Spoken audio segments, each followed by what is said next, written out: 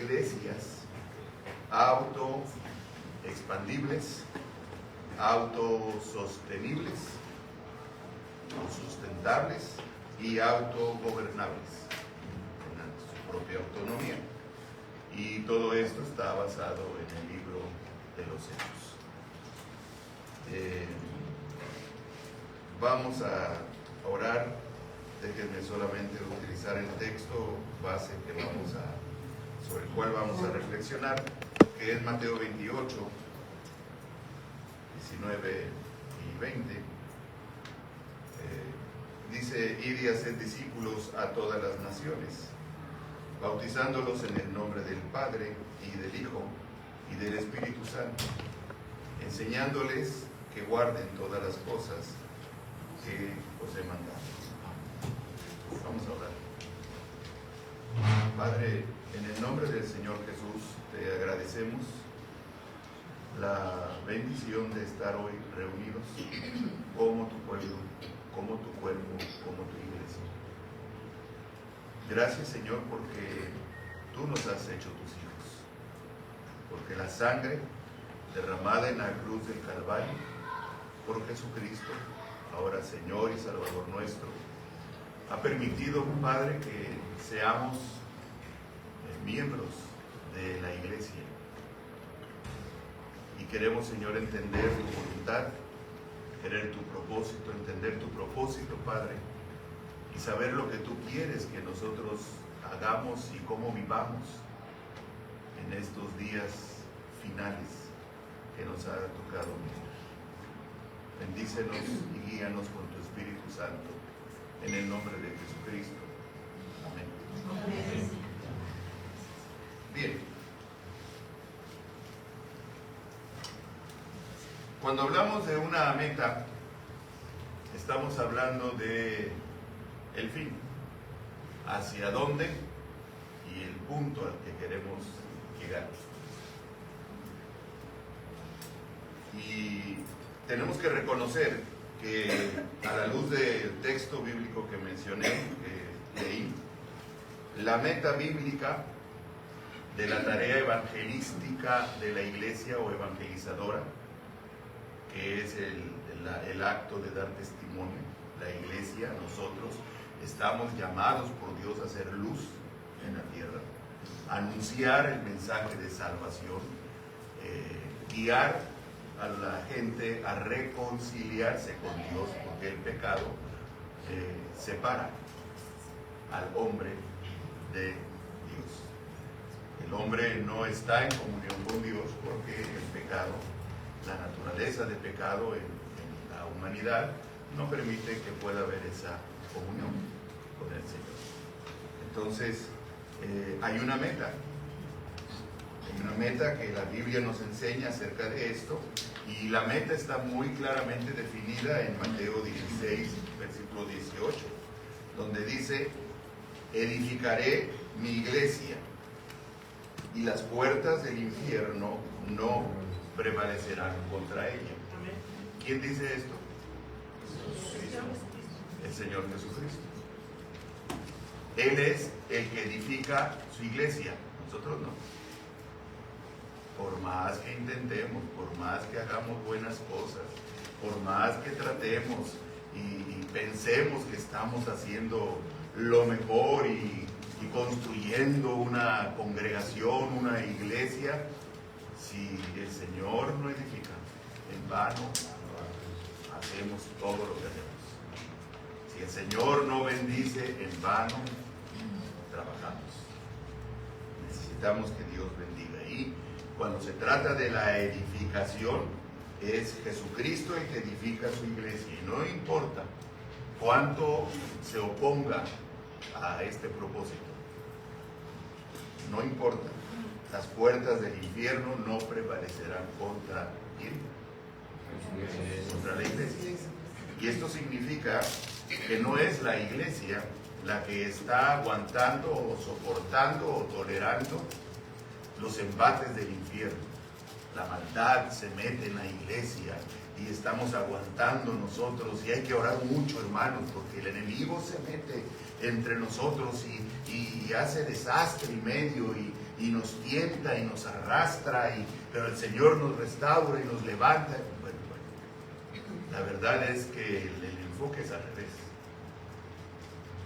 El infierno mismo está soportando el testimonio de la iglesia. Nosotros, la iglesia, por nuestro testimonio, por nuestra oración, por el cumplimiento, la obediencia a la tarea evangelizadora, la iglesia es la que tiene temor. Las puertas del infierno no van a soportar cuando la iglesia cumple con su tarea.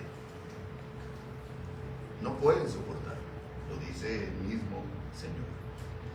Cuando el Señor Jesús menciona esto que está en Mateo 28, 19 y 20, que se conoce tradicionalmente como la Gran Comisión.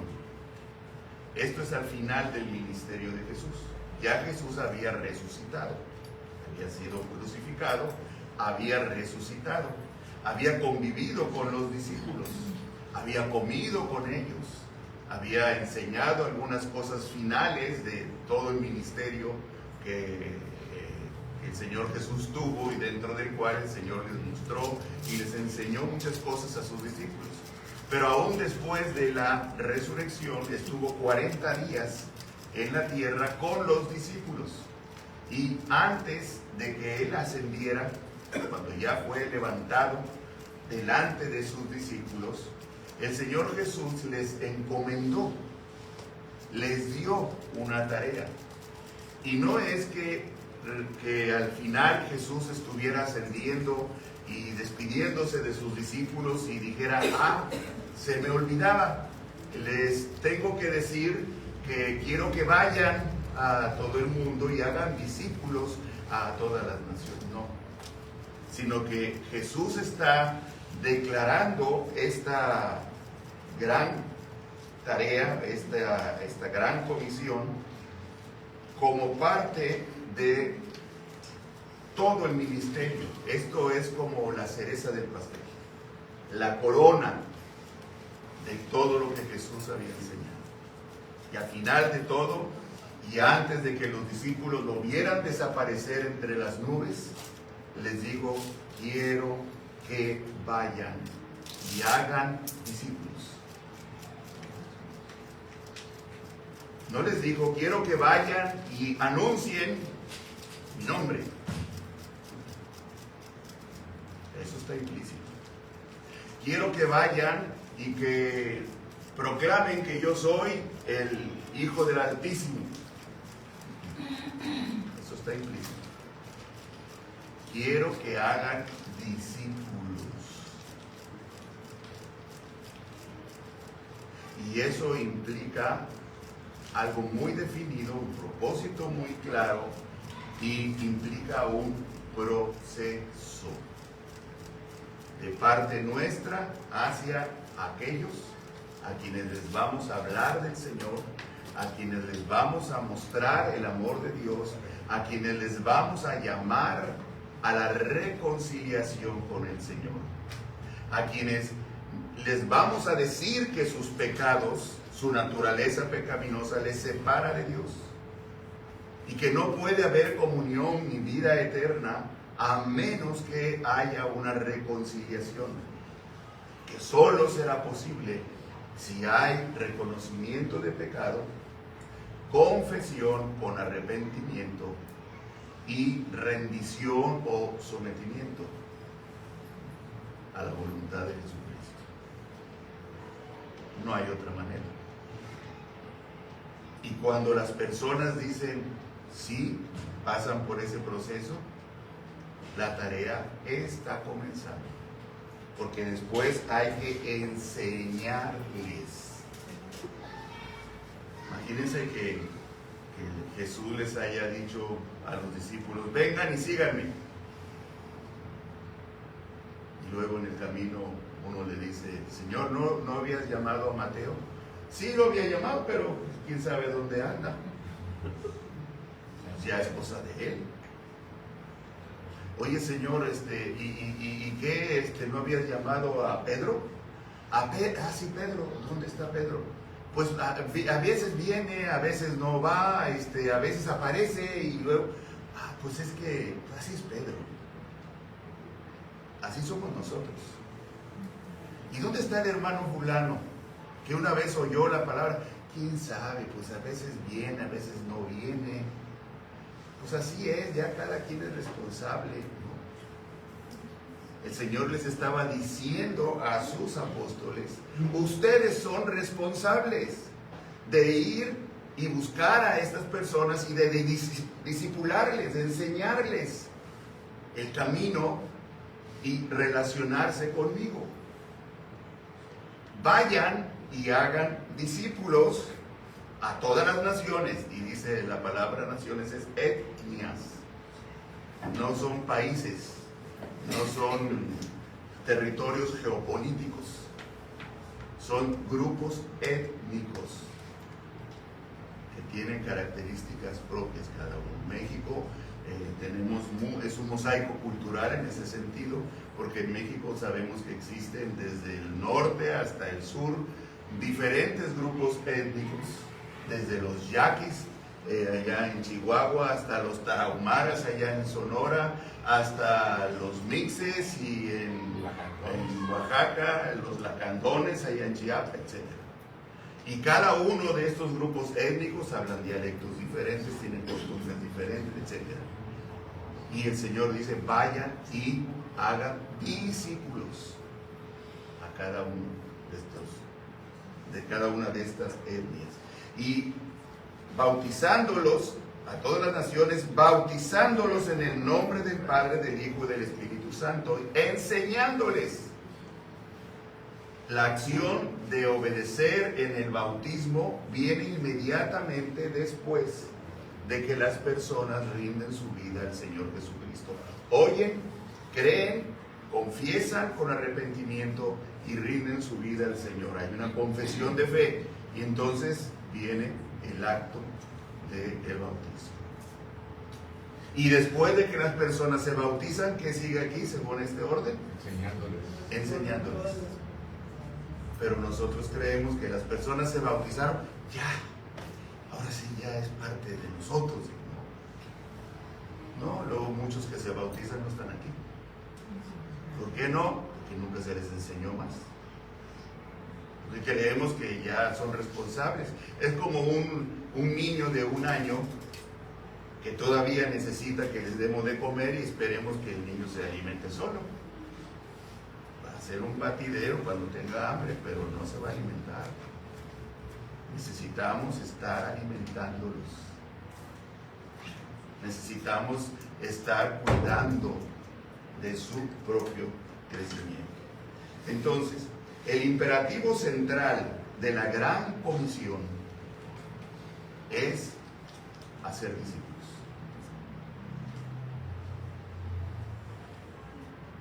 ¿Cuántos discípulos tienes? ¿Cuántos discípulos has hecho? Esto significa traer hombres y mujeres a Jesucristo para que le den un completo sí de su misión y fe. Todas las otras palabras que denotan acción en estos versículos son verbos que complementan la acción central de hacer discípulos. El imperativo principal es hacer discípulos. Y hermanos, para ser discípulos se necesita la vida. Jesús la ocupó para formar un grupo de discípulos que comenzó con 12, pero después de esos 12 sabemos que crecieron y crecieron y crecieron. La acción central entonces es hacer discípulos, y de allí se deriva ir, bautizar y enseñar. Por cuanto el Señor Jesucristo nos llama a ir y hacer discípulos, necesitamos salir, necesitamos bautizar y necesitamos enseñar. ¿Quién? Pues el pastor, pues para eso está. No. Yo estoy aquí para enseñar esto, para animarles, para organizar, sí, para que todos nos involucremos en esta tarea. El pastor no es el representante de la religión o del clero que va a hacer todo esto. Yo no tengo la función sacerdotal que en la Iglesia Católica se conoce como el cura o el sacerdote, porque aquí todos somos sacerdotes. Yo tengo una función, un llamado de Dios, pero yo no soy el sacerdote. Tú eres también un sacerdote,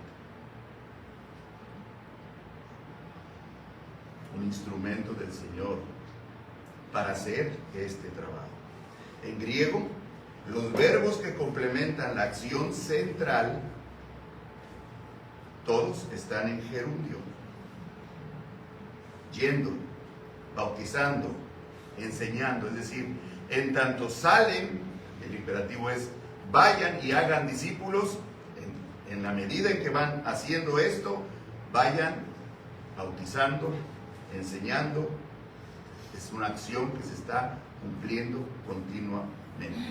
Y esto es un proceso continuo por el cual aquellos que se convierten a Cristo se relacionan unos con otros y a la vez llegan a ser miembros responsables y reproductivos de la iglesia.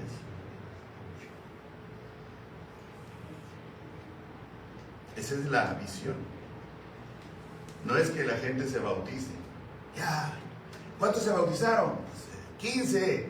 Amén. Gloria al Señor. ¿Y dónde están? ¿Dónde están los últimos que se bautizaron? Sí, algunos están aquí, otros no. Necesitan ser enseñados.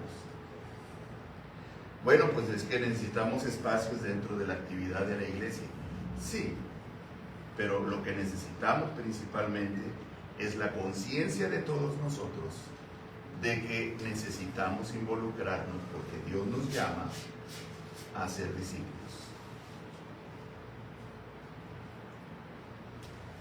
La tarea evangelizadora, yendo, estos discípulos hacen a otros discípulos.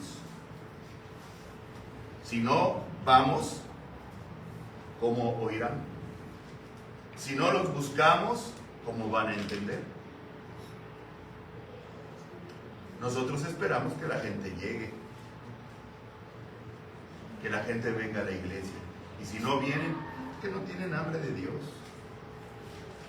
¿Cómo van a tener hambre de Dios? Pues no han nacido, no tienen conciencia espiritual. No hay conciencia ni de pecado siquiera. ¿Por qué esperamos que busquen a Dios?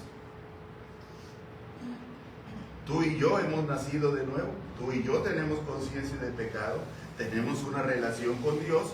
Así, entonces nosotros sí tenemos razones y argumentos para poder comunicar a otros. Este es un proceso continuo por el cual aquellos que se convierten a Cristo entonces se relacionan con otros. Y yendo, estos discípulos hacen discípulos a otros, bautizándolos, enseñándolos y relacionándolos o incorporándolos con la iglesia local.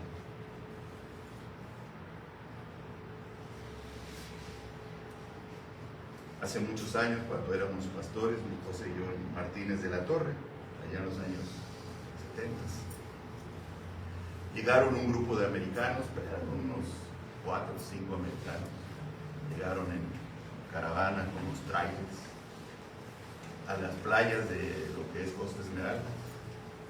Traían camionetas y traían películas se utilizaban ¿qué eran? De 16 milímetros, de esos discos, sus proyectores. Arriba de la camioneta levantaban la pantalla, traían el tubo, levantaban la pantalla y luego proyectaban y invitaban a la gente a las películas en español. Eran películas evangelizadoras. Y ellos evangelizaban. El mensaje que presentaban a través de las películas y la aplicación era correcto.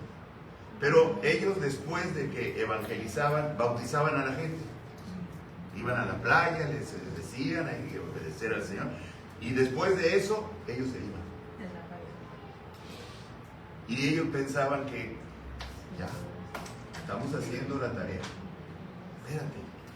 Pero uno de ellos, una pareja de ellos, de esos 5 o 6, que estuvieron viniendo por 2, 3 años seguidos. Al cuarto año se quedó, o regresó solo, pero regresaron solo, él y su esposa. Hermano Rafael Fukman, la hermana Betty. Y un domingo se presentaron en el culto, en Martínez de la Torre. Eso está a menos de una hora de Costa Esmeralda. Y recuerdo al hermano Rafael sentado, pues norteamericano, con un tanto de español, se sentaba así, estaba literal, estaba atento a lo que yo estaba predicando, lo que yo estaba enseñando, porque tenía temor de que hubiera mala doctrina. Pero después, platicando con ellos, porque estuvieron yendo un domingo, un segundo, tercero, y un domingo nos dijeron, queremos ver si nos acompañan al terminar el culto dominical a Montegordo. Es uno de los pueblos, está Nautla, cruza uno el puente de Nautla, está Casitas, y luego hay los pueblos, uno de ellos es Montegordo, la playa, y bueno, ahí ellos estaban, y nos acomodamos allí, y él me pidió que predicara, que se proyectara una película y predicara yo el mensaje. Y en la charla, en la plática, él dice, estimo a mis amigos y hermanos quienes veníamos juntos, pero no estoy de acuerdo con lo que ellos creían. De proclamar el mensaje, bautizarlos e irse. Creo, dice, que hay que establecer un compromiso. Dice, creo que debemos enseñar a esas personas a caminar con Cristo y creo que debemos establecer una obra. Y yo dije, de acuerdo. Y empezamos a trabajar, y los jóvenes de esa iglesia de Martínez de la Torre, los domingos al terminar, nos íbamos con los hermanos a predicar, a visitar, y se levantó una congregación con el tiempo, con los años, y actualmente ahí está. Y la he visto últimamente en Facebook, ha pasado por varias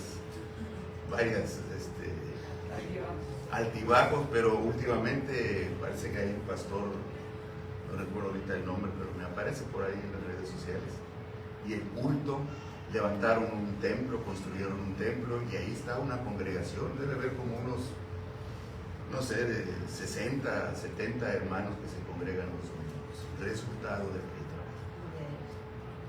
Y se está haciendo la labor de enseñar a todos ellos a hacer lo mismo que se hizo con ellos.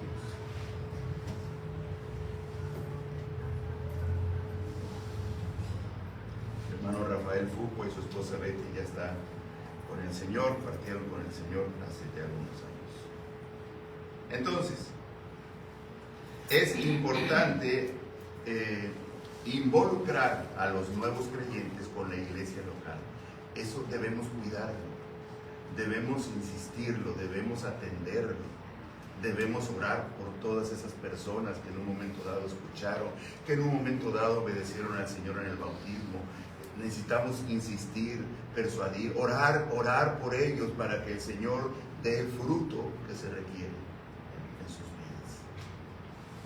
Este es un proceso continuo por el cual los que se convierten a Cristo se relacionan entonces con la iglesia local como miembros responsables y reproductivos.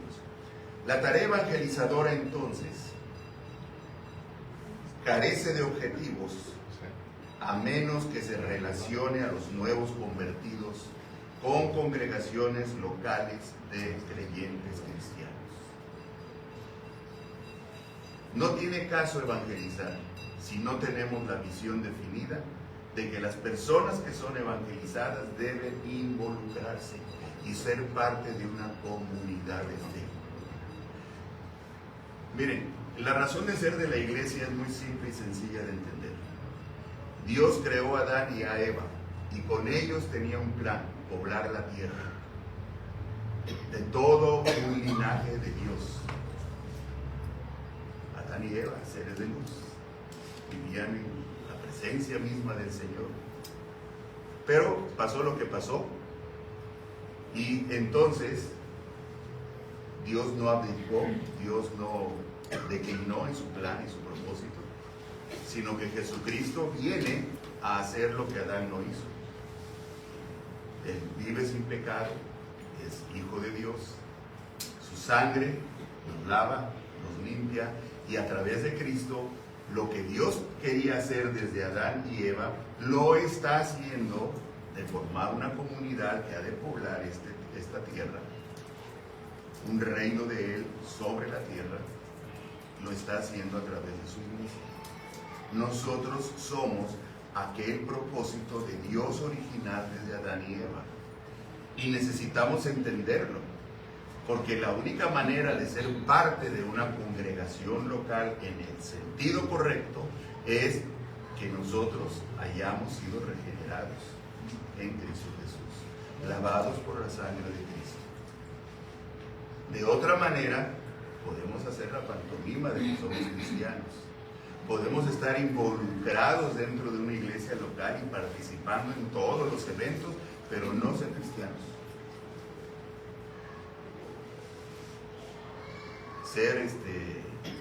No ser hermanos, ser primos. O sea, no hay regeneración. Y en las iglesias evangélicas hay mucho elemento, que dice y piensa que son cristianos. No saben que no lo son, porque no han nacido de nuevo, porque no han sido regenerados, porque todavía viven con el mundo y en el mundo. Nada más la diferencia es que asisten los domingos a un culto. Es decir, nosotros que somos parte de una iglesia, nos diferenciamos porque nuestras vidas han cambiado, porque no somos del mundo. Estamos en el mundo, pero no somos, no pertenecemos al mundo, pertenecemos a Dios. Linaje de Él somos. Y eso cambia muchas cosas. Tal vez tengamos la influencia del mundo, sí. Tenemos el peso del mundo, ya hemos visto lo que provocó Caín con su ciudad que él creó, y después Nimrod, que formó imperios. Y el estilo de vida hoy en día es lo que precisamente Caín hizo, el espíritu de Caín, de competencia, de crear su propia seguridad, y eso es lo que somos nosotros. Esa es la manera en que nosotros vivimos, buscamos y construimos nuestro propio mundo, nuestra propia seguridad, tratamos de tener ventajas sobre los demás, etcétera, etcétera, etcétera. Y creo en la clase de escuela dominical, la hermana Carmina hablando de George Mueller, de un hombre que confiaba plenamente en Dios y dependía totalmente de Dios, y creó muchos orfanatos y dio de comer a miles de niños sin pedir una sola moneda a ningún hombre. Dios proveyó siempre todo. Y ¿qué pasa con nosotros? Pues es que George Mueller decidió vivir como Adán y Eva vivían, dependiendo totalmente de Dios. Adán y Eva, ¿de qué sufrían? Tenían todo. Dios les había provisto de un lugar, el huerto, en donde ellos podían vivir pero felizmente y depender totalmente de Él. Dios les proporcionó el alimento, Dios hizo todo. Pero nosotros vivimos en un mundo en donde tenemos que construirlo todo. Tenemos que lograrlo todo, tenemos que alcanzarlo todo. Sin embargo, podemos vivir en este mundo dependiendo totalmente de Dios, y Dios no falla. O sea que no tenemos que trabajar. No, sí tenemos que trabajar. Pero aún en el trabajo podemos hacerlo con la bendición de Dios, sea cual fuera el trabajo. Y Dios va a prosperar siempre. Y eso lo sabemos en los testimonios. Entonces,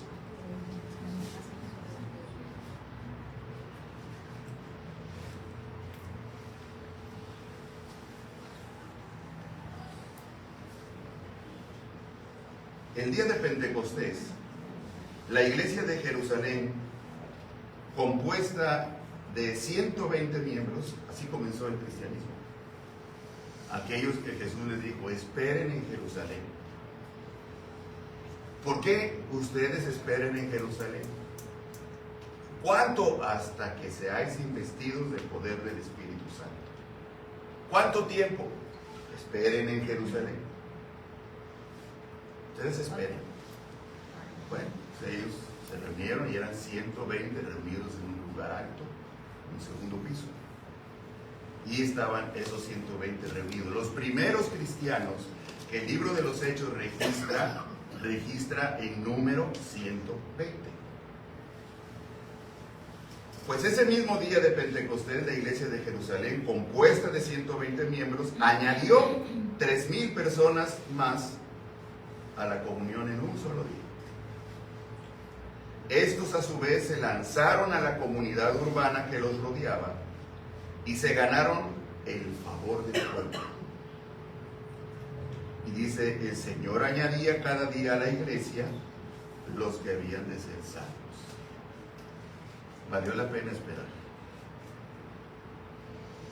Ellos no entendían por qué tenían que esperar. Ni siquiera entendían que el Espíritu Santo era necesario que fuera derramado sobre ellos. No entendían todo eso. Solamente ellos tenían que obedecer. Así les decimos a nuestros hijos. Tú obedece. No, pero ¿por qué? Ya están creciendo.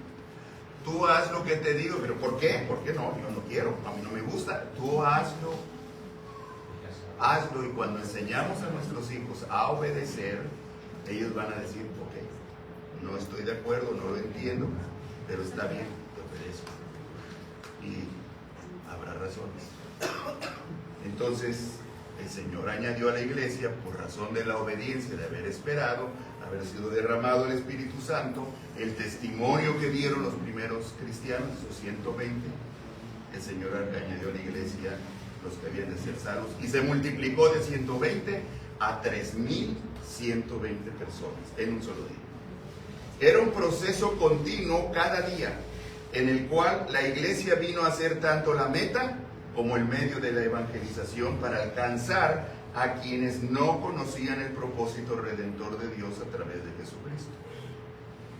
Recuerdan que se registra que Pedro fue el que se levantó a predicar, pero Pedro no fue el único que dio testimonio. Los demás estaban esparcidos y estaban hablando, estaban dando testimonio a la gente, y eran de todas nacionalidades, porque eran las fechas de las fiestas en Jerusalén, y venían de diferentes lugares, judíos, helénicos, a celebrar la fiesta judía.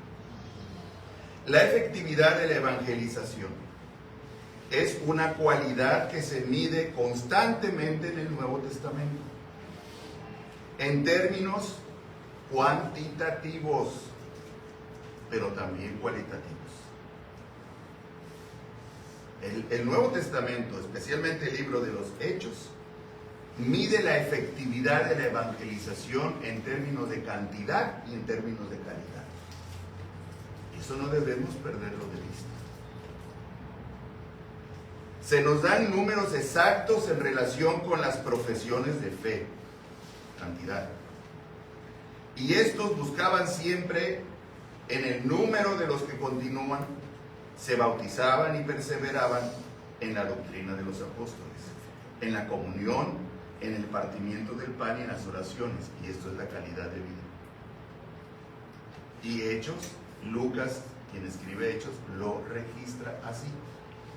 ¿Por qué se interesa en registrarlo así? Pues para dejarlo como testimonio, para que sepamos y entendamos cómo la iglesia en principio fue creciendo y se fue multiplicando, lo cual significa que la razón de ser de la iglesia es crecer, es multiplicarse.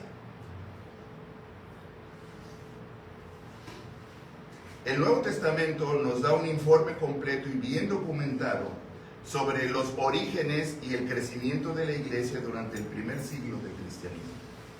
Veamos el reporte estadístico que el escritor Lucas ofrece, porque esto fue eso, un reporte estadístico. La primera iglesia de Jerusalén se inicia en un aposento alto. ¿Por qué la primera iglesia? Porque fue la primera. No había cristianos, eran los primeros cristianos que se reunían, se congregaban como iglesia. Y esa primera iglesia de Jerusalén se inicia en un aposento alto con un pequeño grupo de 120 discípulos Y dice Hechos 1:15, en aquellos días Pedro, levantándose en medio de los hermanos, dijo, y era la compañía junta como de 120 en número. Esos eran los que allí estaban reunidos.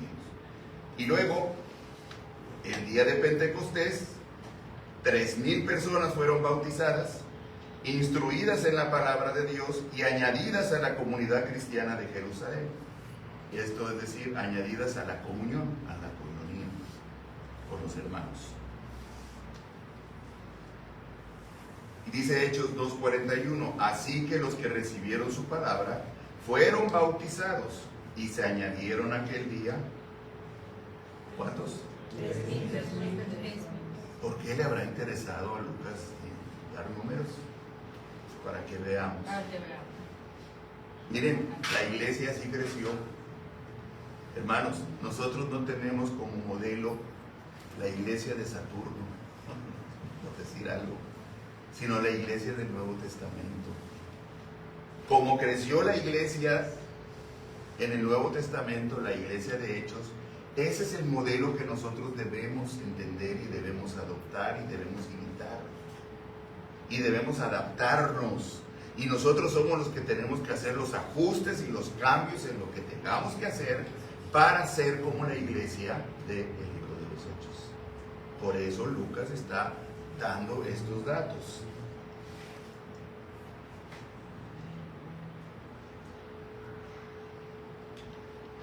Y luego, después Lucas, en el punto número 4, no, perdón, 3.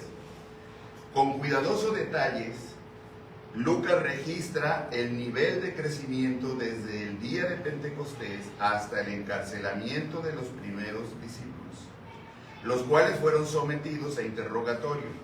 La comunidad cristiana de Jerusalén llegó a reunir 5,000 miembros, y lo dice en Hechos 4:4. Pero muchos de los que habían oído la palabra creyeron, y el número de los varones era como de 5,000. ¿Vemos? Sigue aumentando. ¿Por qué seguía aumentando? Porque seguían dando testimonio. Porque seguían haciendo discípulos. Porque seguían bautizando a los nuevos creyentes.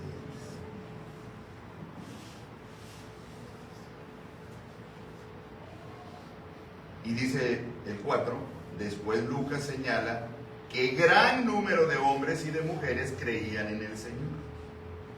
Dice Hechos 5:14, y los que creían en el Señor aumentaban más, gran número así de hombres como de mujeres. Ya no puso cantidad, ya dice que eran muchos.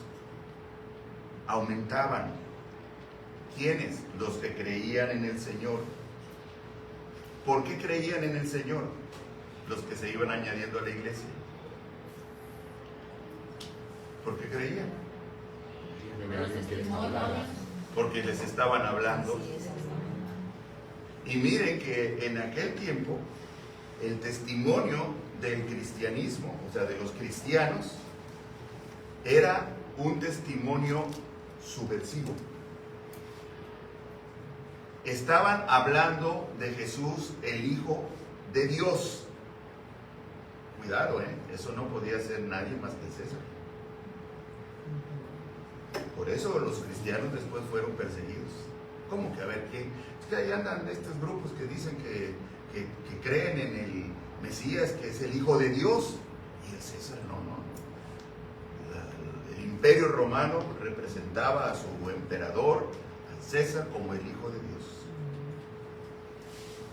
Pero ellos hablaban de esto. Ellos predicaban esto. Era una fe con grandes riesgos. Les estaban llamando a obedecer al Señor a pesar de. Y a pesar de, seguían creyendo. Y aumentaban más, gran número así de hombres como de mujeres. Y siguiendo adelante el 5, con su informe acerca del crecimiento numérico y en la fe de los creyentes de Jerusalén, Lucas dice que el número de los discípulos, ahora dice, se multiplicaba grandemente. Hechos 6, 1 y 7 dice: en aquellos días, como creciera el número de los discípulos, Lucas una vez más está registrando el crecimiento. Como creciera el número de los discípulos, crecía la palabra del Señor y el número de los discípulos se multiplicaba grandemente en Jerusalén. ¿Por qué pasaba esto? Porque no paraban de predicar, no paraban de decir, no paraban de anunciar, no paraban de ser luz, de ser bendición. Y yo no sé qué es lo que ustedes piensan, si es necesario que salgan de sus casas, se pongan en la banqueta y con los vecinos y se paren así. Oigan, atentos vecinos, quiero... No es así. No es así. Pero si hay que hacerlo así, el Señor lo mostrará. Simplemente es estar listos a hacer luz. Es tan sencillo como vemos que el vecino está con problemas o sabemos que está enfermo. Hola, ¿qué tal vecino? ¿Cómo está? Bien, ¿no? Oiga, no, está enfermo, mi esposo está mal, fíjese que, oiga, nos permite hacer una oración. Nos permite hacer una oración, nada más solamente orar porque Dios lo guarde. Es difícil que no lo acepten. A veces llegan a decir, no, gracias, nosotros creemos otras. Normalmente tienen necesidad. Es una manera, por ahí comienza. Por eso los discípulos crecían, se multiplicaban, porque no cesaban de ser testigos, de anunciar, de ser luz. Nosotros somos tan discretos que somos mudos. Y tenemos años viviendo, por ejemplo, laboralmente con alguien y no saben que somos cristianos.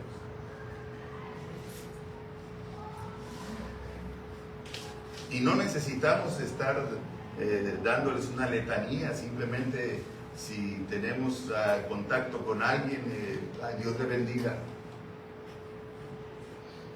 ¿Hay problema? Yo no sé ustedes, pero yo me he encontrado con personas que nada más por la manera en que me tratan, ya empiezo a decir, este cristiano. Y a veces me quedo con la idea de que es probable que sí lo sea. Pero en ocasiones le pregunto, oiga, ¿usted es cristiano? ¿Usted es cristiano? Sí. Nada más. Si hay manera todavía, ¿y dónde se congrega? No, yo me congrego en tal lugar, hasta donde más se pueda, ¿no? Pero empieza a haber vínculos. No paraban ellos de anunciar, de predicar. Es que no debemos, más bien debemos cuidar, debemos respetar a cada quien con sus creencias. Perfecto, pues claro que sí. Pues no estamos diciéndole no creas en lo que tú crees. Estamos simplemente tratando de ser bendición. Punto. Desde este punto en adelante, tanto el libro de los Hechos como las epístolas del Nuevo Testamento subrayan la multiplicación de iglesias, así como también de los miembros de ellas. Y fíjense, en menos de 4 décadas, 40 años, fueron plantadas nuevas congregaciones en cada centro pagano del mundo conocido de su época. Y esto, el principal responsable de esto fue el apóstol Pablo. Él fue el que llevó gran parte de la responsabilidad de sembrar iglesias en el mundo gentil, porque hubo que superar el problema de que el evangelio era nada más para los judíos, pensaban algunos. Y Dios fue rompiendo estos moldes, y Pablo es llamado, judío de judíos, a predicar el evangelio, sembrar iglesias en el mundo gentil. Y ese es otro tema. La estrategia de Pablo para sembrar iglesias está claramente definida dónde iba. Él iba a los centros urbanos y los centros urbanos principales. ¿Por qué? Porque él sabía que los centros urbanos principales tenían influencia sobre los centros urbanos aledaños, periféricos. Esa era la estrategia. Y cuando Pablo llegaba a algún lugar, ¿qué hacía? Se iba a los lugares públicos o donde lo recibían y sin vuelta de hoja les hablaba de frente, les hablaba directo. Se iba adaptando a cada situación. ¿Y qué hacía? Les anunciaba el Evangelio, les enseñaba a algunos que lo permitían y levantaba líderes. Estaba 2 o 3 años o 1 año en cada lugar, dejaba una congregación y se iba a otra ciudad vecina a predicar. Regresaba o mandaba gente para anunciarles algo porque recibía alguna noticia. Esa es la historia de las epístolas de Pablo. La carta a los Corintios, a los Gálatas, a los Tesalónicas, etcétera, etcétera. Entonces nos damos cuenta cómo, cómo en 4 décadas el cristianismo se multiplicó. ¿En base a qué se multiplicó? Testimonio. No había todo.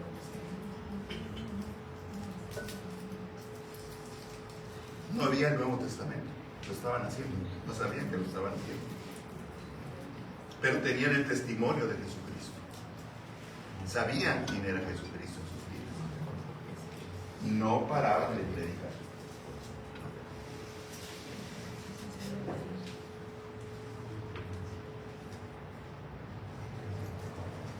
La multiplicación, punto número 6, en este caso, ya no es la de una sola iglesia, como en el caso de la iglesia de Jerusalén, sino en el sentido colectivo de multiplicación de creyentes en toda Judea, Galilea y Samaria. El pasaje enfoca la atención, el pasaje siguiente, en la transición de la iglesia matriz, de una iglesia madre, a iglesias sembradas en otros lugares. Vean la estrategia que tenemos en el libro de los Hechos. Una iglesia matriz o una iglesia madre se multiplicaba en otras iglesias. Hoy en día el enfoque es totalmente antibíblico. Las iglesias creen, no las iglesias, tal vez los pastores, creen que deben hacer una super iglesia. Y eso es sinónimo de bendición. La visión del Nuevo Testamento no es concentrar tanta gente en un auditorio. Eso a la larga y a la corta es demasiado caro luego. Es crear congregaciones numerosas que se van multiplicando. ¿Y saben de qué manera se van multiplicando las congregaciones? En la medida que se multiplica el liderazgo. Pablo tenía un equipo de líderes: Timoteo, Tíquico, Epafras, etc. Y eran jóvenes, los entrenaba, los capacitaba y los enviaba a tal lugar, a ocupar ciertos espacios, a resolver ciertos problemas o a iniciar cierta obra. La multiplicación en el Nuevo Testamento de la iglesia es la clave. Hace muchos años un pastor y maestro personal, teniendo una función a nivel internacional de la Alianza de Pastores, fue invitado a predicar a una iglesia en Estados Unidos, la primera iglesia bautista de Dallas, con 20,000 miembros. Allá es muy normal esto. Imagínense 20,000 miembros. Bueno, es un auditorio de 10,000 personas, tienen 2 o 3 cultos, tienen cafeterías, restaurantes. Esto es así. Y estaba sentado en el frente. Normalmente esos templos o esos auditorios, no son templos, ¿sí? Son auditorios, todo está así hacia arriba y hacia abajo está el estrado principal, y él estaba sentado como el predicador invitado, el pastor de la iglesia al lado, y le hizo una pregunta durante el culto, un coro magno de 300 voces con un órgano tubular. Es un espectáculo. Quien hemos tenido oportunidad alguna vez de estar en este tipo de iglesias, son eso, auténticos espectáculos, y sí hay bendición, ¿por qué no? Pero le pregunta el pastor a este hermano: ¿cómo se sentiría usted siendo pastor de una iglesia así? Y este pastor nos estaba contando esto a un grupo de pastores jóvenes y discípulos suyos. Nos dijo: yo ya esperaba una pregunta similar. y ya me iba preparado con la respuesta. Inmediatamente le contesté, ¿cómo me siento? Yo sentiría vergüenza. ¿Por qué? Porque con una iglesia de 10,000, era el auditorio, de 10,000 miembros, yo haría 10 iglesias de 1,000 miembros o 20 iglesias de 500 miembros. Ese es el testimonio del Nuevo Testamento. No es concentrar, es multiplicar. Hay una iglesia aquí en Veracruz que tiene esta visión. Creo que se llama Pan de Vida. Por donde sea, yo veo por el Pan de Vida. Locales chiquitos, Pan de Vida, Pan de Vida. Esto es correcto, esta es la visión correcta. No sé, más o menos tengo idea de quién es el líder y algo, pero esto es correcto. Mientras tanto, yo veo en otros lugares que intentan mucho crecimiento, es mucho poder, es concentrar mucha fuerza, porque lo consideran sinónimo de bendición. Pero no. Las iglesias, dice Hechos 9:31, tenían paz por toda Judea, Galilea y Samaria, y eran edificadas andando en el temor del Señor y se acrecentaban fortalecidas por el Espíritu Santo. Alguien podría preguntar, ¿y dónde queda el Espíritu Santo en todo esto? Pues mírenlo, ahí está, actuando. ¿Quién fortalecía a esas congregaciones? Pues el Espíritu Santo. 7. En el registro siguiente, el doctor Lucas, una vez más, anota el cambio de iglesia. El cambio de iglesia en singular al cambio a iglesias en plural. Se plantaban iglesias, las iglesias aumentaban en número cada día. La gran comisión no puede divorciarse de iglesias visibles, estructuradas y organizadas. No existe el cristianismo de llaneros solitarios. Yo soy cristiano, no necesito congregar. Muéstramelo con la Biblia. ¿Cómo es posible? Estamos hablando de que somos parte, miembros del cuerpo de Cristo. Necesitamos ser parte de la comunidad de fe. Ahí donde nos alimentamos en la fe, donde somos cubiertos por las oraciones de nuestros hermanos, donde somos edificados con el testimonio de los hermanos, donde somos probados también en nuestra fe, en nuestra paciencia, porque hay hermanos medios complicados también. Habemos hermanos medios complicados, pero todo eso es parte del crecimiento. Necesitamos ser parte. No es posible encontrar en la Biblia entonces el concepto iglesia sin estar congregados. Yo conozco a muchos hermanos que inclusive han llegado a estar aquí con nosotros, no se congregan ya en ningún lado. No, es que ahí es un problemático y ahí está el hermano Sutano diciendo, yo mira, tranquilo, yo leo mi Biblia todos los días y yo no necesito a nadie, Dios y yo. Lamentablemente este no es el plan de Dios.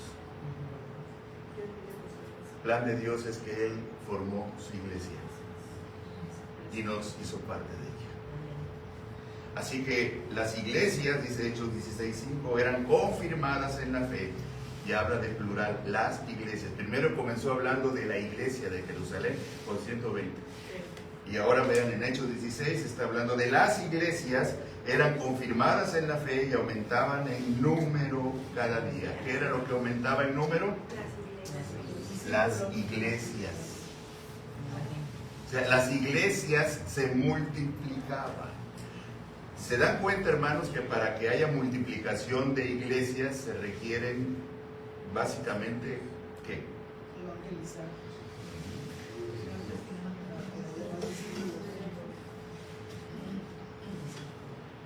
La iglesia existe como la meta del evangelismo. Pero ¿cuál es el medio para alcanzar a formar iglesias? La misma iglesia. No hay duda. Finalmente, punto 8, Lucas usa la palabra millares en su informe. La palabra original realmente significa miriades, así está escrito en el griego del Nuevo Testamento. que usualmente se aplicaba en el uso del griego koiné como una cantidad equivalente a 10,000. Miriades, como aparece en el Nuevo Testamento, significa, o se usaba muy comúnmente como 10,000. El apóstol informa entonces que decenas de millares, solamente de judíos, se convertían del judaísmo y se identificaban con las iglesias locales, congregándose, bautizándose y siendo enseñados en los fundamentos de la fe cristiana, y llegando a ser eventualmente en testigos de Cristo al mundo conocido de su época. Hechos 21:20 así dice: cuando ellos lo oyeron, glorificaron a Dios y le dijeron: ya ves, hermano, cuántos millares de judíos, miriades, cuántos miles, 10,000 de judíos hay que han creído. Y dice, y todos son celosos de la ley. ¿Y saben lo que eso significa? Un paquetazo. Tener judíos celosos de la ley dentro de la comunidad de gracia, que no se sustenta en la ley, era un problema serio para poder enseñarle, pero creía, se convertía. Son de esos hermanos que a la hora de la hora, y pastor, ¿y por qué esto? ¿Y por qué aquello? ¿Y por qué lo otro? ¿Y por qué lo...? Ni modo, hay que contestar. Ya se lo he dicho, no, la ley dice que... Sí, no, había debates buenos. Y no eran cosas sencillas, de ahí inclusive hubo fracturas. Históricamente lo sabemos. Vamos a concluir. De manera que el evangelismo del Nuevo Testamento no termina cuando se llega a la gente con el evangelio, ni con la proclamación del evangelio. O sea, ya le hablamos de Cristo, ya anunciamos a Cristo. Tampoco termina cuando las personas hacen una confesión pública de su fe en el evangelio. Tampoco el evangelismo termina cuando aún se puede relacionar a los convertidos con la iglesia por medio del bautismo y la enseñanza. Entonces, ¿cuándo va a terminar esto? ¿Cuándo va a terminar esto? Si no termina el evangelismo allí, pues ¿hasta dónde? ¿Hasta cuándo va a terminar? Veamos. La meta del evangelismo no se logra hasta que estos nuevos convertidos lleguen a ser cristianos reproductivos y completen el ciclo y garanticen un proceso continuo de evangelismo y crecimiento de la iglesia. La meta fundamental de la evangelización en el Nuevo Testamento es, por lo tanto, doble. Fíjense, la meta del evangelismo y fundamental en el Nuevo Testamento es doble. ¿Cuál es esa meta? Hacer cristianos responsables y reproductivos, y formar iglesias responsables y reproductivas. Solo con esta perspectiva, la iglesia Venga a tu Reino puede ser autosostenible, autoexpandible y autogobernable, y cualquier otro. Entonces, ¿dónde estamos parados nosotros?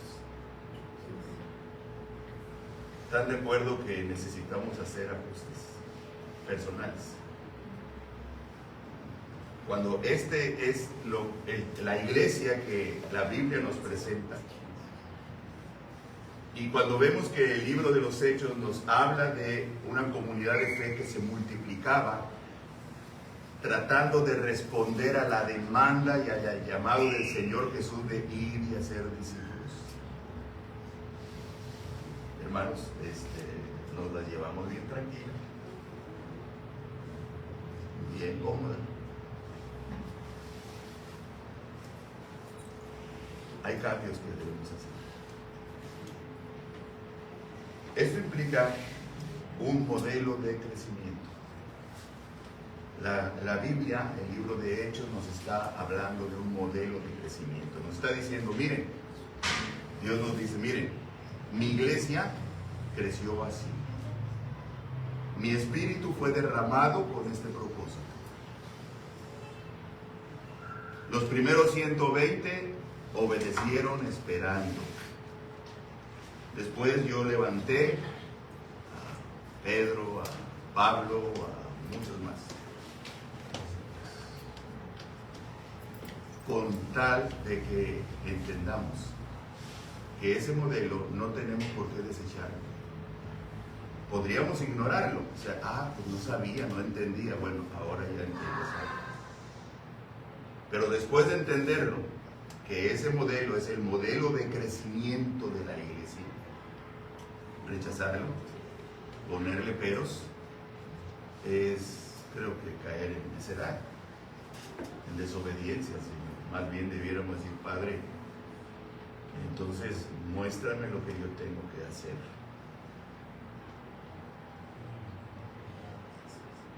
Y yo tengo una tarea como pastor: guiar a la iglesia a que tratemos de entrar a este modelo de crecimiento.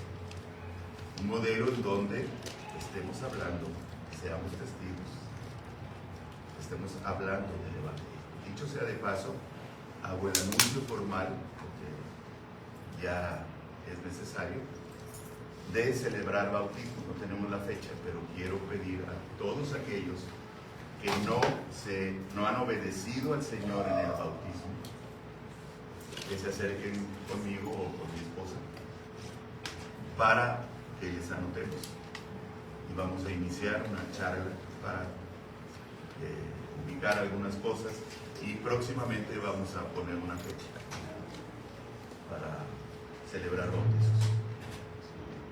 Pero recuerden que ahí no acaba, sino que después, en el orden que vemos en los textos bíblicos aquí, después del bautismo, ¿qué seguía? Enseñanza. Es parte del discipulado. Por otro lado, necesitamos nosotros aprender todos a llevar personas a los pies de Cristo.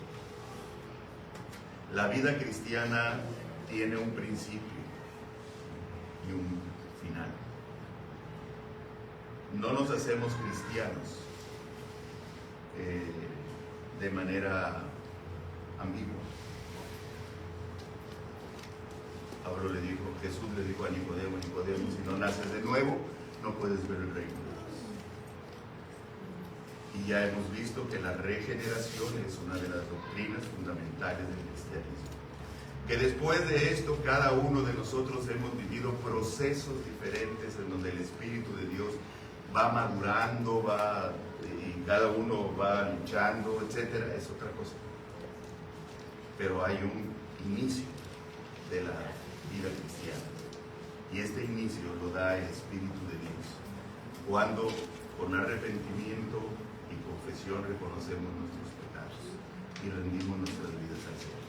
La Biblia nos enseña que en ese momento las personas nacemos a una nueva vida y comenzamos a ser cristianos. Tenemos que aprender a guiar a otros a los pies de Cristo. ¿Y sabes qué? Esto puede comenzar si tú oras y le dices, Señor, enséñame a llevar a personas a tus pies. Señor, quiero ser usado por ti, usada por ti. Guíame para poder ayudar a otros que no te conocen y llevarlos a tus pies. Guíame. El Señor lo va a hacer. Si tú le pides con sinceridad esto, el Señor lo va a hacer.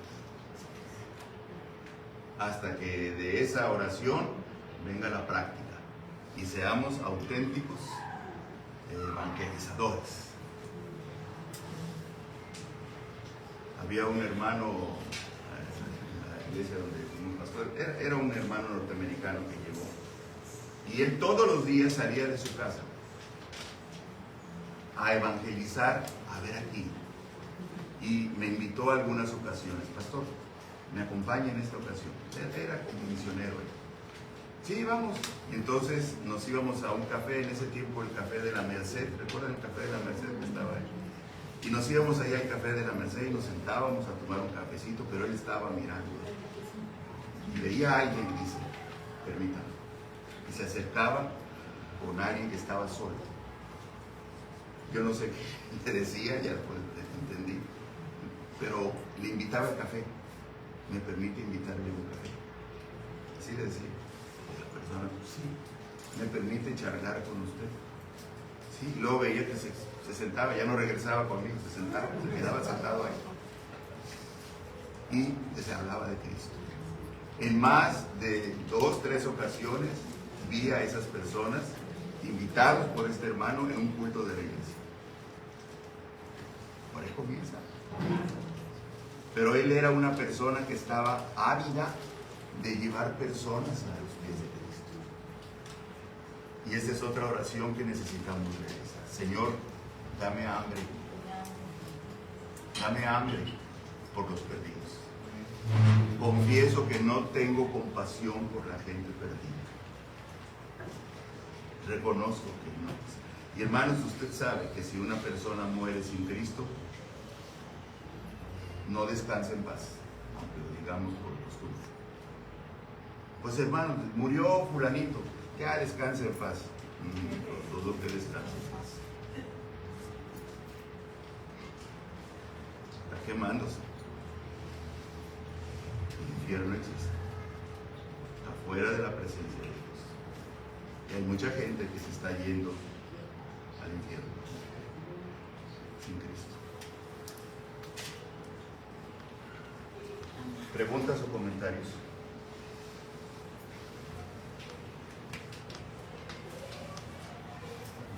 Creo que, y haciendo un análisis bastante crítico de todos nosotros, creo que toda la iglesia estamos haciendo mal. Es una verdad.